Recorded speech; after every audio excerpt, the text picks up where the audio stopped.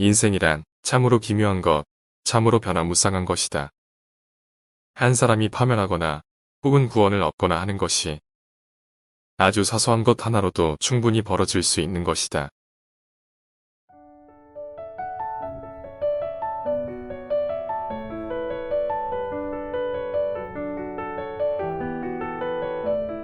이번에 소개드릴 책은 프랑스 작가 모파상의 목걸이라는 단편소설입니다.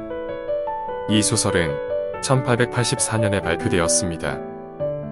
인간의 허영심을 소재로 하여 이를 통렬하게 풍자하고 있으며 마지막 부분에서의 반전 요소는 지금까지도 최고의 반전으로 손꼽힐 만큼 유명합니다. 살면서 꼭 한번 읽어야 할 책으로 추천드립니다.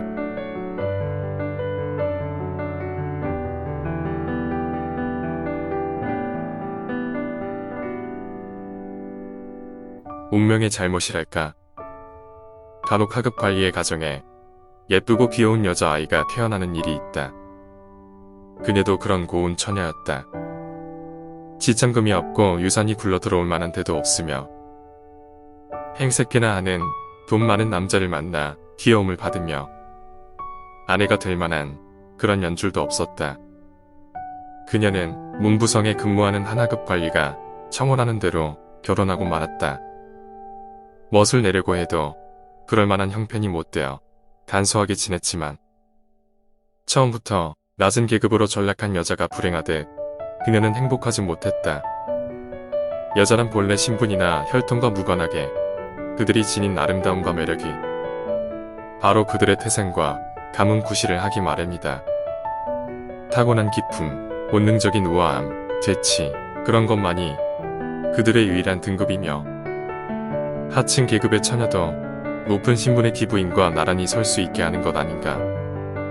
자기가 온갖 좋은 것, 값진 것을 누리기 위해 태어났다고 생각하는 그녀에게 매일매일의 구차스러운 살림은 고통의 연속일 뿐이었다. 초라한 집, 얼룩진 벽, 부서진 의자, 누더기 같은 빨랫줄에 빨래가 널린 것까지 모두가 보기 싫고 괴로움의 씨앗이었다. 같은 계급의 다른 여자라면 그다지 마음 상하지 않을 그 모든 것이 그녀를 괴롭히고 부하를 돋구었다. 부르타뉴 태생 여자애를 하나 하녀로 두었지만 이 소녀를 볼 적마다 절망적인 안타까움과 미칠 것 같은 꿈이 떠올라 시달리곤 했다. 그녀가 항상 꿈에 그리는 것은 동양풍 벽걸이가 걸려있는 조용한 거실에 청동으로 만든 촛대에 불이 켜진 그런 풍경이었다. 거기 짧은 바지를 입은 건장한 하인 둘이 의자에 파묻혀서 졸고 있다. 실내가 너무 따스해서 깜박 졸고 있는 것이다. 고급 비단을 깐 넓은 객실 역시 그녀의 몽상에 떠올랐다. 진기한 골동품들이 가득 찬 으리으리한 가구들, 그리고 가까이 지내는 친구들은 모든 여자가 선망하는 유명인들이다. 그런 가까운 친구들과 오후 5시에 모여 향기로 가득 찬 멋진 살롱에서 고상한 대화를 나눈다. 그녀는 자주 이런 상상에 빠져 있는 것이다. 하지만 지금 저녁을 먹으면서 사흘이나 빨지 않은 식탁보를 씌운 둥근 식탁에서 남편과 마주 앉는다. 남편은 수프 그릇 뚜껑을 열며 기쁜 듯이 야, 수프 맛있겠는데 이보다 맛있는 건 세상에 없을 거야 하며 큰 소리로 말한다. 그럴 때면 그녀는 으리으리한 만찬을 상상하곤 한다. 그곳엔 번쩍거리는 은식히, 요정이 사는 숲 한가운데 이상한 새나 옛날 이야기의 인물이 수놓아진 벽걸이, 고급 그릇에 듬뿍 담아 내놓는 산해진미가 있다. 송어의 빨간 고기나 기름진 병아리의 부드러운 날개를 입에 넣으면서 속삭이거나 듣는 사람 모두 스핑크스처럼 신비한 미소를 띠고 여성의 환심을 사려는 그런 대화를 나누는 것이다. 그녀는 그런 광경을 떠올리지 않고는 견딜 수 없었다. 그녀는 나들이 옷도 없고 장신구도 없고 뭐 하나 갖고 있는 게 없었다. 그러나 그녀가 좋아하는 것은 그런 것뿐이었다. 그런 것을 위해 자기가 태어났다고 그녀는 느끼고 있었다. 사람들의 마음에 드는 것, 사람들이 부러워하는 것, 사람들의 화제의 대상이 되는 것, 이것이 그녀의 간절한 소원이었다. 그녀에겐 돈 많은 친구가 하나 있었다. 수도원 학교의 기숙사 동창이지만 지금으로선 만날 마음이 내키지 않았다. 만나고 돌아올 때면 마음이 괴로웠다. 며칠이고 연거푸 울며 세우는 때도 있었다. 분하고 억울하고 절망과 비탄이 얽힌 마음에서였다.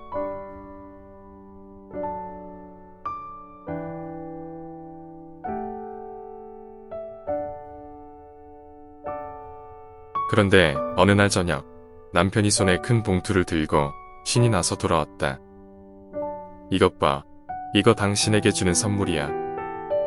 아내는 급히 봉투를 열어 인쇄한 카드를 꺼냈다. 거기엔 이렇게 적혀 있었다. 문부성 장관은 로아젤 씨와 그 부인을 1월 8일 월요일 저녁 관저에 초대합니다. 그러나 남편의 기대처럼 깊은 마음으로 어쩔 줄 몰라 하기는커녕 아내는 분한 듯 식탁 위에 초대장을 내던지며 중얼거렸다. 이걸 갖고 어떡하라는 거죠? 아니 여보, 난 당신이 기뻐할 줄 알았는데 여간에서 외출하는 일도 없으니 이건 참 좋은 기회야. 이걸 얻으려고 다들 무척 애를 썼지. 서로 이걸 가지려고 했으니까. 원하는 사람이 많은데다 더구나 아래 사람들에겐 몇 장 나오지도 않았어.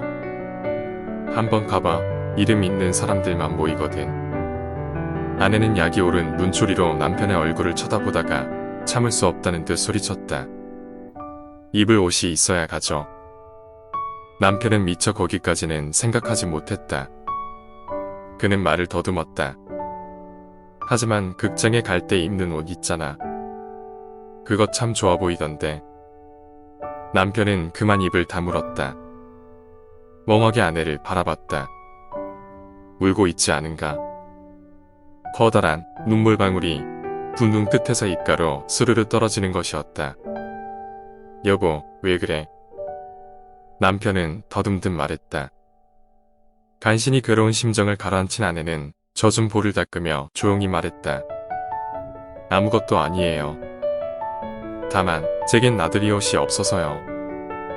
그러니까 그 파티에는 갈 수 없어요. 옷이 많은 부인이 있는 동료 어느 분에게나 초대장을 드리세요. 남편은 어떻게 해야 좋을지 알 수 없었다.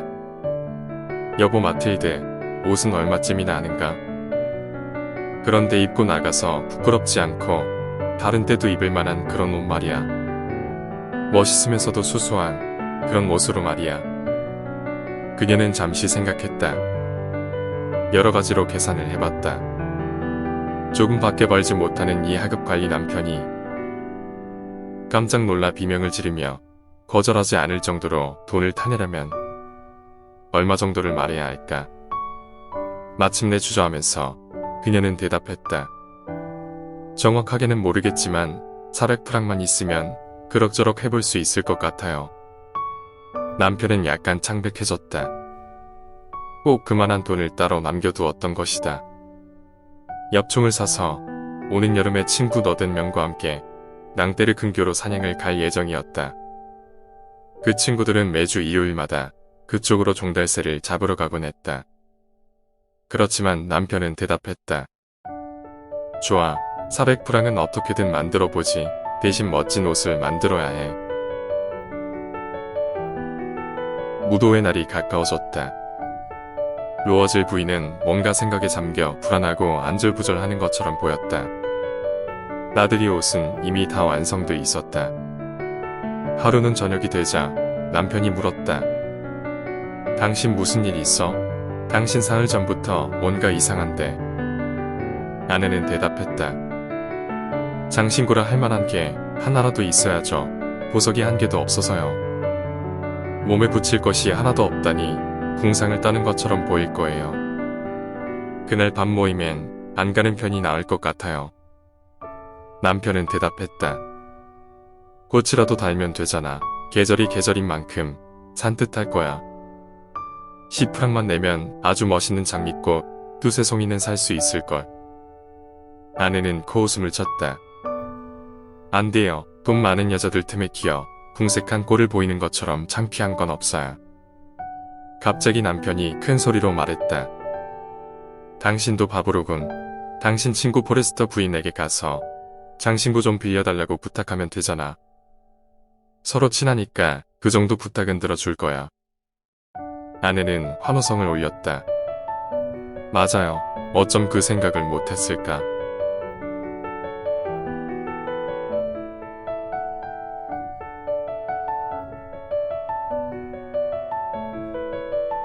이튿날 그녀는 친구를 찾아가 자기의 처지를 이야기했다.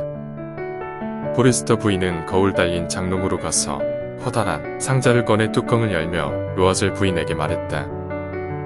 좋은 걸로 골라봐. 로아젤 부인은 먼저 팔찌를 보고 그리고 진주 목걸이, 다음에는 기막힌 솜씨로 세공한 금과 보석으로 된 베네치아산 십자가 장신구를 살펴보았다. 거울 앞에 서서 이것저것 달아보고 망설였다. 그러면서도 쉽게 단념하고 돌려주지도 못했다. 딴 건 없어. 또 있어. 찾아봐. 어떤 게 내 마음에 들지. 나는 모르니까. 한순간 로아젤 부인은 바라던 것을 찾았다. 까만 비단으로 쌓인 상자 속에 찬란한 다이아몬드 목걸이가 있었다. 그녀의 가슴은 억제할 수 없는 욕망 때문에 몹시 울렁거렸다. 그것을 집으며 그녀의 손은 떨렸다. 목걸이가 보이지 않는 옷이었지만 그래도 그 목걸이를 걸어보고 거울 속에 자기 모습을 보면서 또 취됐다. 로아젤 부인은 주저하면서 불안에 목이 잠겨 물었다. 이거 빌려줄 수 있어? 이것만 있으면 충분해. 그럼 괜찮아. 로아젤 부인은 친구의 목을 껴안고 마구 입을 맞춘 후 보석을 갖고 도망치듯 돌아갔다. 파티 날이 왔다. 로아젤 부인은 대성공을 거두었다. 그녀는 어느 여자보다 아름다웠다. 차분하고 우아하고 명랑하게 웃고 너무 기뻐서 정신을 잃을 지경이었다. 거기에 모인 남자들은 모두 그녀에게 시선을 집중하고 그녀를 소개받고 싶어 했다. 정부의 높은 사람들이 모두 그녀와 왈츠를 추려고 했다. 장관조차도 그녀를 유심히 바라보았다. 그녀는 취한 듯한 기분으로 정신없이 춤을 추었다. 쾌락에 취해 다른 것은 아무것도 생각할 수 없었다. 미모의 승리, 이 밤의 영광스러운 성공, 이 모든 아부와 찬미. 욕망이 일깨워지고 여자의 가슴에 더할 나위 없이 달콤하기만 한 승리. 그러한 것에서 생기는 행복의 구름, 그 속에서 일체를 잊었다. 파티는 새벽 4시가 되어서야 겨우 끝이 났다. 남편은 자정이 지나자 다른 3사람의 남자와 함께 사람이 드문 조그만 방에서 자고 있었다. 이 세 신사의 부인들도 마음껏 즐겼던 것이다. 남편은 아내의 어깨에 돌아갈 때 입으려고 가져온 옷을 걸쳐주었다. 평상시 입는 소박한 옷으로 무도회의 화려한 의상과는 너무 어울리지 않았다. 로아젤 부인 역시 그걸 느끼고 급하게 길거리로 몸을 피하려 했다. 비싼 모피를 휘감은 귀부인들의 눈에 보이고 싶지 않았던 것이다. 로아젤이 그걸 말렸다. 기다려. 그대로 밖에 나갔다간 딱 감기 걸리기 좋아. 내가 마차를 불러오겠어. 그러나 그녀는 귀담아 듣지 않고 재빨리 계단을 내려갔다. 두 사람이 거리에 나오자 차라고는 한 대도 눈에 띄지 않았다. 둘은 멀리 달려가는 마차들을 부르면서 거리를 걸었다. 마차를 찾을 수 없자 둘은 맥이 풀려 추위에 벌벌 떨면서 세느강 쪽으로 걸어 내려갔다. 강가에서 겨우 마차 한 대를 잡았다. 밤에만 나타나는 낡고 작은 마차였다. 너무 초라해서 대낮에 파리에서는 나타나지 않을 것 같은 마차였다. 이 초라한 마차를 타고 두 사람은 마르치르 거리, 그들의 집에까지 왔다. 그들은 침울한 기분으로 집에 들어갔다. 이제는 모든 것이 끝이다. 그녀는 감회에 잠겼다. 남편은 아침 10시에 직장에 나가야 한다는 것에 새삼 생각이 미쳤다.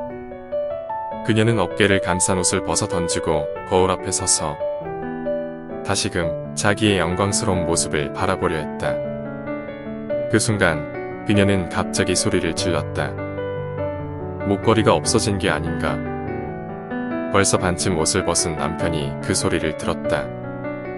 왜 그래? 아내는 미친 것처럼 남편을 돌아보았다. 포레스터 부인에게서 빌려온 목걸이가 없어졌어요.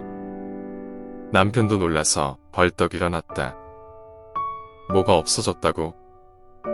둘은 함께 드레스의 갈피, 망토의 구석구석 주머니 속까지 다 찾아보았다. 목걸이는 어디에도 보이지 않았다. 남편은 몇 번이나 물었다. 무도회에서 나올 때 분명히 갖고 있었어. 그럼요. 저택 현관을 나올 때 손으로 만져본 거려. 하지만 거리에서 없어졌다면 떨어지는 소리라도 났을 텐데 마차에서 떨어뜨린 것이 틀림없어. 그래요. 그런 것 같아요. 마차의 번호 기억하세요? 아니, 당신은 번호 못 봤어? 보지 못했어요. 두 사람은 절망적으로 얼굴을 마주봤다. 결국 묘아젤은 다시 옷을 입었다. 우리들이 걸었던 길을 다시 한번 가봅시다. 혹시 찾을지도 모르니까. 그는 나갔다. 그녀는 파티복을 입은 채 잠자리에 들어갈 힘마저 빠져 털썩 의자에 주저앉았다. 그리곤 불기도 없는 곳에서 아무 생각도 못하고 꼼짝없이 앉아 있었다.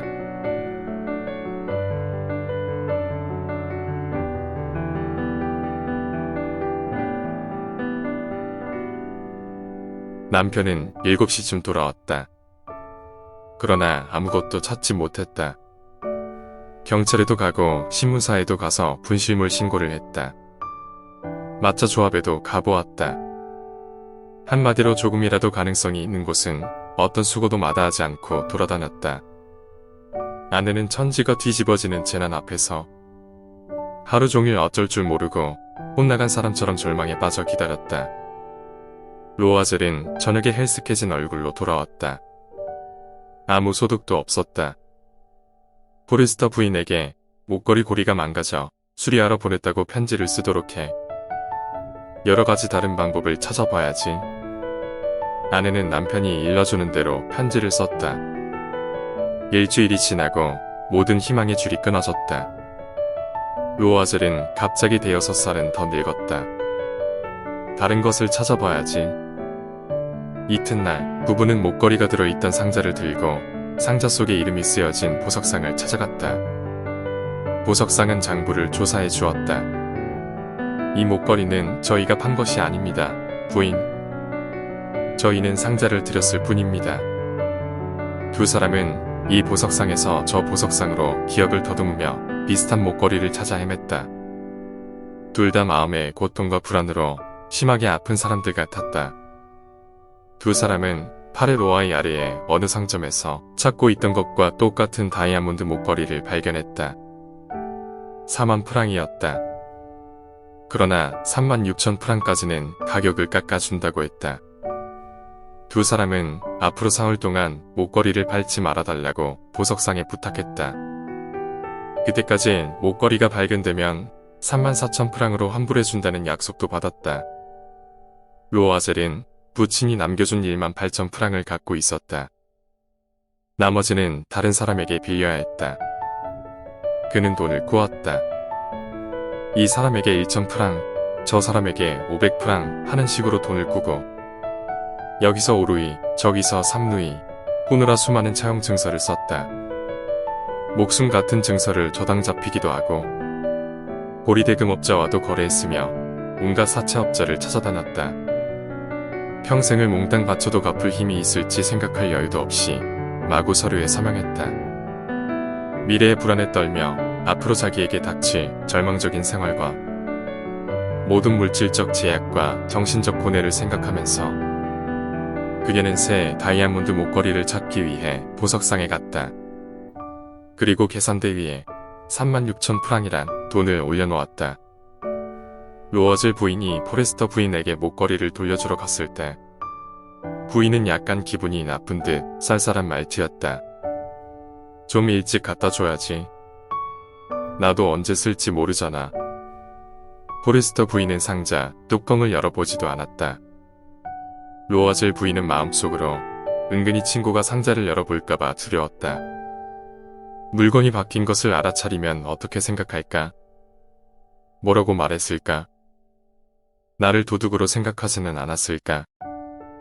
로아즐 부인은 빈민들의 생활, 하루하루 끼니를 걱정하는 사람들의 무서운 생활을 직접 체험하게 됐다. 물론 그 점은 이미 각오하고 있었다. 이 무서운 빚을 갚아야 한다. 갚지 않으면 안 되니까 무조건 갚아야 한다. 그녀는 하녀를 내보내고 집도 싸구려 다락방을 빌려 이사했다. 살림살이가 어렵다는 것, 부엌 일이 얼마나 짜증나는 것인지 그녀는 알게 됐다. 씻기도 손수 씻었다. 장밋빛 손톱은 기름 묻은 그릇과 냄비 바닥을 닦느라 다 닳았다. 더러워진 속옷, 셔츠 벌레도 자기가 빨고 줄을 매고 널어 말렸다.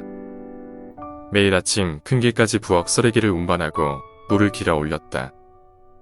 계단마다 한 번 멈춰 숨을 돌리면서 하층 계급 여자와 똑같은 차림으로 거리낌 없이 바구니를 팔에 낀 채 과일집에도 잡화점에도 갔다. 거기서 막든 말을 들으면서도 한 푼이라도 깎아서 물건을 샀다. 매달 어음을 지불해야 했다. 증서를 새로 써야 하는 것도 있었다. 그래서 지불을 연기해야 했다. 남편은 매일 밤 어떤 상점의 장부를 정리하는 일을 맡아 했다. 밤에는 때로 한 페이지의 오스오짜리 싸구려서를 복사 일까지 하곤 했다. 이런 생활이 10년이나 계속됐다. 10년이 지나 두 사람은 빚을 한 푼도 남기지 않고 깡그리 갚았다. 터무니없는 고리대금 이자, 쌓이고 쌓인 이자의 이자까지 완전히 빚을 다 갚은 것이다. 로아즐 부인은 이제 할머니 같았다. 글쎄고 우락부락하고 지독한 여자, 가난에 찌든 단단한 아줌마가 되었다. 머리도 제대로 빗질하지 못하고 스커트가 볼품없이 구겨져도 태어냈다. 붉은 목소리로 짓거리면서 벌개진 손으로 물을 첨벙대면서 마루를 닦았다.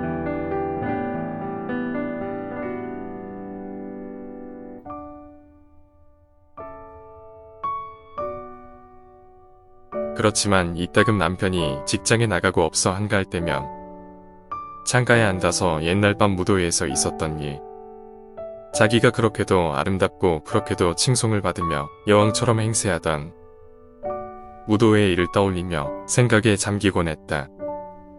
그 목걸이를 잃지 않았다면 어떻게 됐을까? 누가 알 수 있으랴. 인생이란 참으로 기묘한 것, 참으로 변화무쌍한 것이다. 한 사람이 파멸하거나 반대로 구원을 얻거나 하는 것이 다 그렇게 사소한 것 하나로도 충분한 것이다. 어느 일요일, 그녀는 일주일 내내 고되게 일한 생활에서 한숨 돌리려고 샹즈리제로 산책을 나갔다. 그때 아이를 데리고 산책하고 있는 여인의 모습이 보였다. 포레스터 부인이었다. 그녀는 여전히 젊고 여전히 매력적이었다. 로아즐 부인은 가슴에 무언가 뭉클치밀어 오르는 것을 느꼈다. 이제 말해줘야지. 이미 빚은 몽땅 갚았으니까 전부 말해야지. 무엇이 겁나 말하지 못한단 말인가. 그녀는 터벅터벅 친구 곁으로 다가갔다. 잘 있었어, 잔느? 상대는 로아즐 부인을 알아보지 못했다. 허름한 옷차림의 여인이 이렇게 허물없이 친구처럼 부르는 것에 놀란 모습이었다. 그녀는 말을 더듬었다. 실례지만 저는 혹시 댁이 잘못 본 게 아닌지. 나 마틸드 로아즐이야. 상대는 깜짝 놀랐다. 마틸드라고? 너무 변했구나. 그래, 변했어. 무척 고생을 했단다. 그게 너를 만나고 나서부터야. 다 너 때문이었어. 나 때문에? 무슨 일로? 너 기억나지? 그 다이아몬드 목걸이 말이야. 장관댁 무도회에 가느라고 내게 빌려준 거 말이야. 그럼 기억하지. 그게 어쨌다는 거니? 그게 말이야. 그걸 내가 잃어버렸어. 뭐라고? 하지만 돌려줬잖아. 아주 비슷한 딴 걸로 갖다 줬어.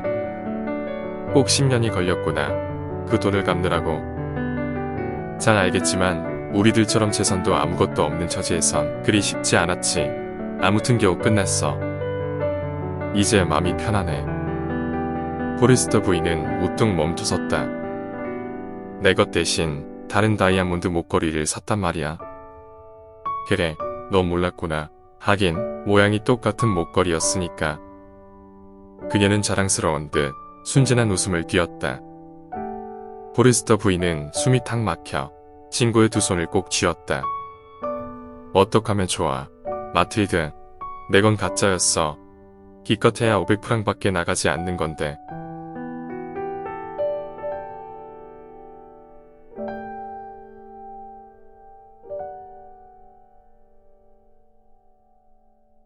구독과 좋아요는 따스한 격려입니다.